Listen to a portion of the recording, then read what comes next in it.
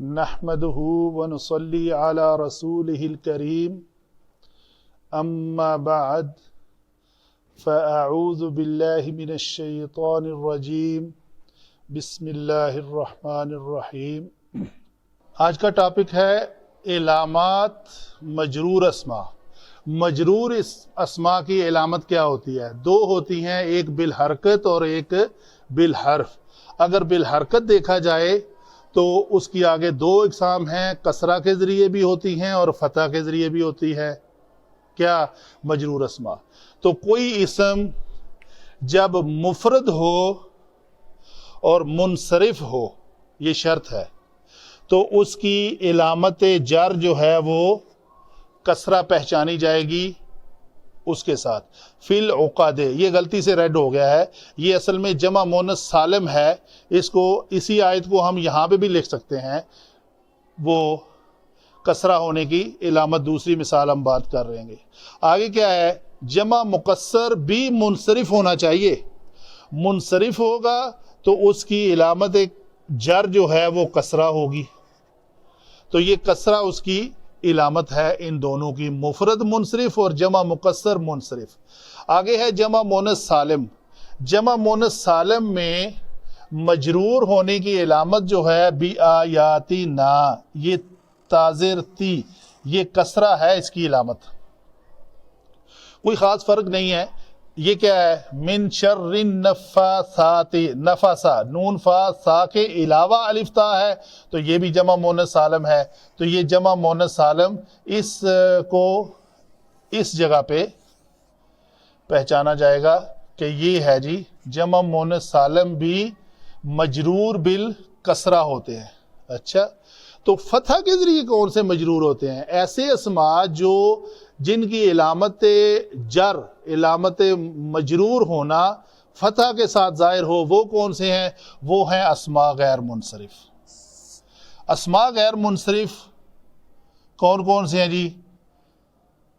غیر عربی عجم الفاظ جو ہیں وہ ہے،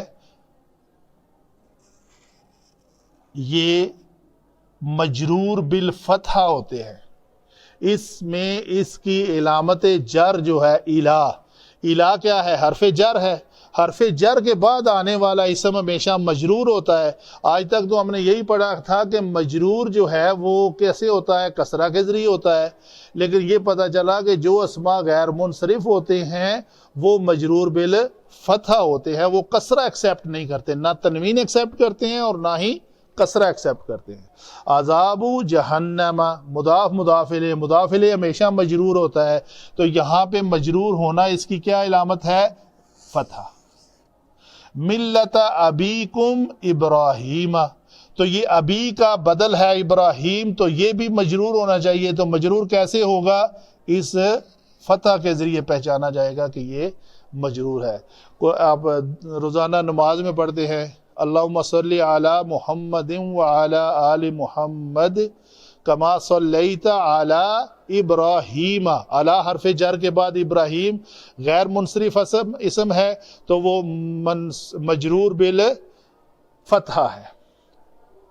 عجم لفظ سوائے وہ تین حروف کے جو لوط یا نوح، یہ دو الفاظ بھی عجمی ہیں، لیکن یہ صرف تین حروف ہیں کلمے میں اور ان کا سینٹر والا ساکن ہے، اس لیے یہ غیر منصرف نہیں ہے، یہ منصرف کے خانے میں آتے ہیں۔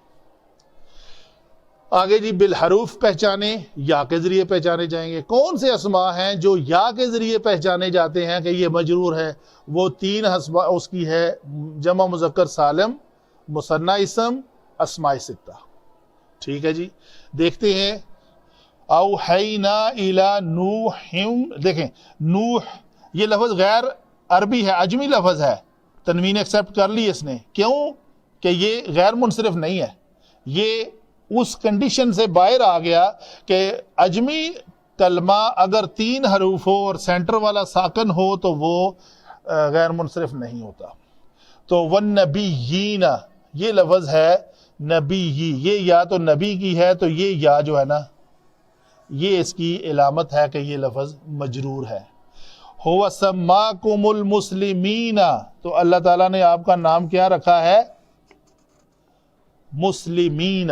تو یہ لفظ یا جو ہے یہ علامت ہے کہ یہ کلمہ جو ہے وہ مجرور اسم ہے.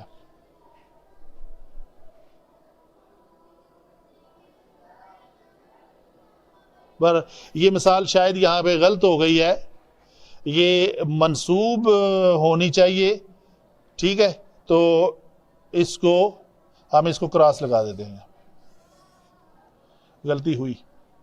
مثنی اسم جب مجرور ہوں، الم نجعل لہ عینین، تو یہاں پہ بھی یہ مجرور نہیں ہے. بہرحال جب بھی عین لفظ مجرور آئے گا تو اسی یا کے ذریعے ہی پہچانا جائے گا کہ یہ مجرور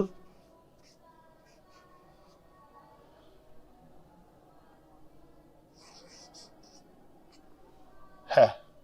یہاں پہ یہ مجرور نہیں ہے، یہاں پہ یہ منصوب ہے، تو ہم اس مثال کو بھی یہاں پہ کینسل ہی سمجھیں گے کہ یہ مثنی اسم ہے لیکن منصوب نہیں ہے. اگر یہ مجرور آئے گا کہیں کسی لوکیشن پہ تب بھی وہ اسی شکل میں اور یہی لفظ ہوگا.